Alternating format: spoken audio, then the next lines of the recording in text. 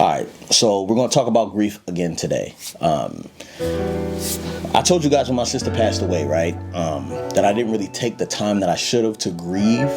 The reason is because when my family from Baltimore found out that she was getting sick and she was like on her way out, all of them came through. And so I volunteered for them to stay at my house, and it was really, really, really great that they were actually here because it helped me grieve. No one asked me why I was sad. No one asked me why I was crying. No one asked me why I was quiet. They understood, and that was really beneficial. But there's something about grief that you kind of need a moment to just let it hit you hard. And I never really took that moment with Brittany. And so I was a little irritated by that because I didn't feel like it ever settled with me, but I just kept moving, and that was fine.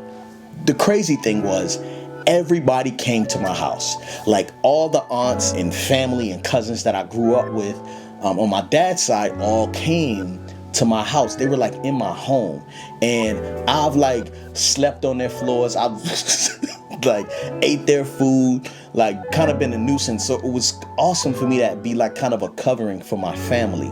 One of my cousins who lived in Vegas, he hadn't seen his mom in like 10 years, hadn't seen my dad in like 15 years. It's had to be longer than that. This dude was living in Vegas, just trying to get his life back together, and was doing video production and stuff like that. And he was like, like my, you know how you got your best cousin? This was like my best cousin. So he came to California, stayed with us. He saw his mom for the first time in a long time, saw grandmother Henry, which is, the matriarch of our family, saw everybody and got to spend some great time with them. And we were all mourning. It was just kind of like this weird thing. So I'm like sitting here talking to God, telling God I can't, right? I can't let go of Brittany. I don't understand why you're doing this. She's like one of the greatest people I know. Why would you do this? Like, this doesn't make any sense. And I'm grieving hard for this woman, right? And I'm kind of like, me and God are like, man, I don't want to ask you for anything, And I said that on video. My cousin Leon stayed here for about 2 weeks after everybody left. And it was like we were cousins again, like little cousins again, like babies again. Like we just laughed, joked, hung out. He, was at my house. He did some work on he's a carpenter. He did some work on my backyard. He built us a little like a little wall in the backyard. He helped me put together the kids' bunk beds, Anaya and Uzi's beds. Are you ready? Are you wait.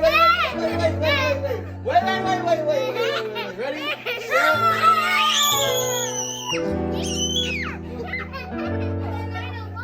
How is it, guys?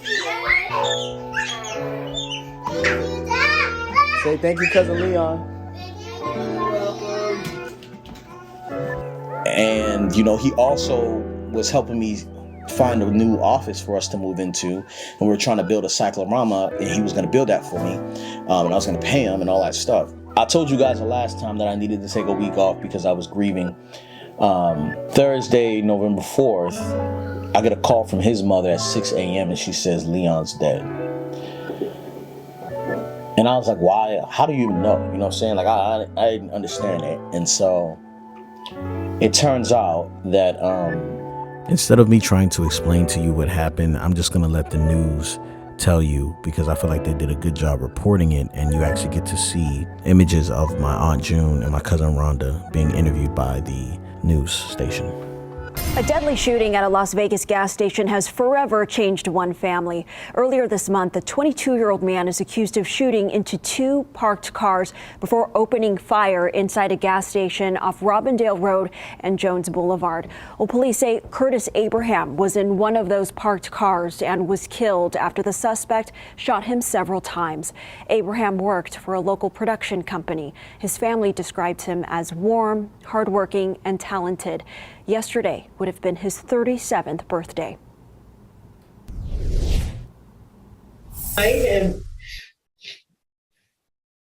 Why did he go there 10 minutes before, 10 minutes after? June Abraham's eldest son, Curtis, was a victim in what Las Vegas police called a completely random shooting. Just after midnight on November 4th, at the Chevron gas station in the Southwest Valley, a suspect walked up to a parked car Abraham was sitting in and shot him several times. He didn't shoot my son once, he shot him 4 times.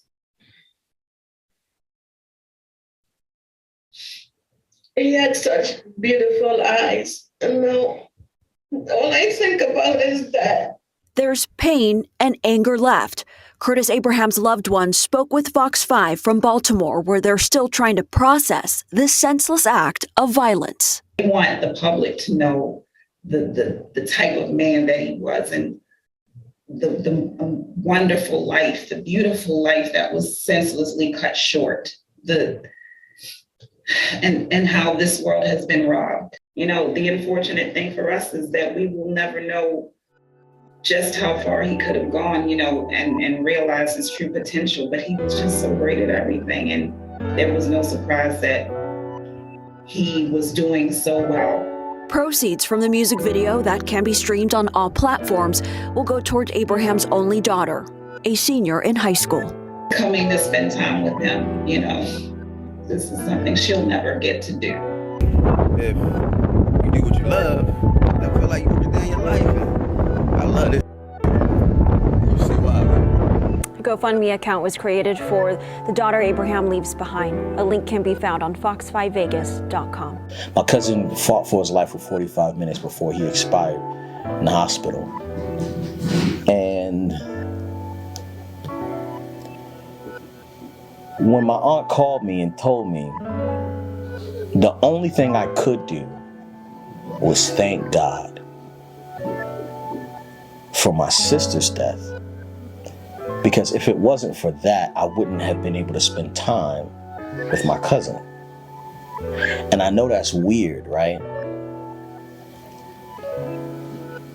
My sister went out with loving hands all around her, praying, singing, loving on her as she went out. My cousin died in the hospital, bright lights, surgery. But before he left, he got the love that my sister got in a different way. We got to see him and spend so much good time with him, laughing, joking, playing around. His sister, we got to spend good time with joking around with his sister and my aunt, his mom, and everybody. We just had such a good time, and that's how we get to remember him. And so I got to grieve this time. I got to scream and cry and break down, and I got to fall. I got to fall and be weak, alone, unlike before. And I'm telling you this because I'm realizing that God knows what he's doing, right? And I'm not saying that I'm thanking God for my sister's death, right? I'm not saying that. I'm just saying that I'm blessed to have had time with him. And I just want you to remember, right now, circumstances, right? We are in weird, strange circumstances sometimes, and we don't really know what the next month, 2, 3 years, we don't know what that time is preparing us for. So right now, you are being prepared for something, no matter what it is.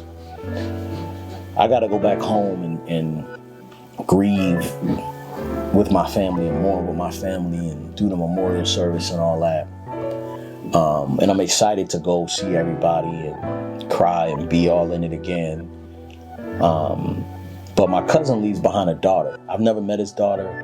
I just know that when we spent time together, he was in this house. He got to watch me be a father, right? He got to experience me be a husband. He got to see how I operate with the kids and all that stuff. And I was driving him to the airport after everything we was talking, and he was like, "Yeah." I was like, "Yo, what are you going to take away from this?" You know what I'm saying? Because he's in the film. He was in the film industry, PA, videographer, like drone operator, even actor sometimes. You know what I'm saying? Doing this thing out in Vegas. And I was like, "What are you going to take away from this? Like, do you want to get on the grind for YouTube, or like you want to start creating your own content, or you want to?" He was like, "Man, honestly, man, I just want to be a good father, man. Like, I want to get my daughter out to Vegas." And what I thought was going to be like a life of like, oh shoot, we about to be cousins again. He's about to come back around. He's about to do his thing with his kid. We're about to start living life together again. And I'm getting excited. Like, I'm going to be able to witness to him and all this stuff. He was murdered. You know what I'm saying? And they have a GoFundMe, right, for his daughter. And I'm not asking you guys to donate, right? I don't really want you to donate. I feel like the people who raised the child that killed my cousin, they should be donated. You know what I'm saying? My community, there's other things that we can do, right? But what I thought was going to be a lifelong thing of me reaching and chasing after my cousin and pursuing him and talking to him about Jesus and being the proof, right? Because everybody needs proof of fatherhood. And I was the proof of my cousin just then. It's gone. I don't have time now. The time is over. And so what I'm taking away from this season is that, like, I don't have time to waste. We don't got time to waste. You know what I'm saying? To play. And so I should have known that. But I'm just grateful, you know. And so what I want to do is I already opened up the Beleaf and Fatherhood store with all our clothes and merch and all that stuff, right? I'm giving you an opportunity to buy, right, the clothes that you may have missed during some of the sales. We have leftover stuff that may not have been available or whatever. You may have missed it or whatever. It's available right now at shop.beleafandfatherhood.com. And you can go ahead and shop till you drop. But the proceeds are going to go to his daughter, okay? So what we make, until this GoFundMe is funded, we are giving the money. We're not keeping it. We're giving it to my cousin's daughter, right? His name is Curtis. I call him Leon. It's Curtis Leon Abraham, right? My cousin, his daughter, is getting the money that we're getting from the shirts, okay? Up until the GoFundMe is funded. So if you want to support, know you're supporting a good cause. We let it go to the patrons early so that they can take advantage of everything. But there's a lot of stuff left. So make sure you don't miss out, because this stuff will probably never be available again because there are no more. We'd have to reprint them. So, and I don't think we're going to do that because we got some new stuff coming. But I wanted to tell you guys that because I know a lot of us are experiencing a lot of loss, especially with COVID and just all the stuff that's been happening around the world, you know what I mean? But I just want to let you know, man, that like sometimes you think you got time and you don't be having time. You know, you don't got it. And that could be really frustrating when you have plans, you know. I made plans with my cousin. I did not imagine. I thought that all the work that I was doing, there were a couple people that I always thought would be able to receive and benefit off the fruits of my labor, you know. One would be, you know, my children and my parents, right? My aunts and uncles. But like my sister and my cousin were two people that I definitely was like, yeah, man, like, you know, when I get there, we're going to be vacationing together in this place or in that place. And, you know what I'm saying? You could come help me build this and I'm going to put you on. Like, it's not there anymore, you know? And so part of me, like, if I start to go into the victim mindset, I think like, oh man, like my childhood is being attacked. Like all the things that I love about being young, right? He was going to turn 37.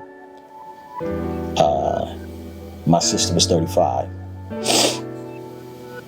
And so my friends, man, you know, so I want to leave you with that, man. If you guys want to support, yeah, buy clothes.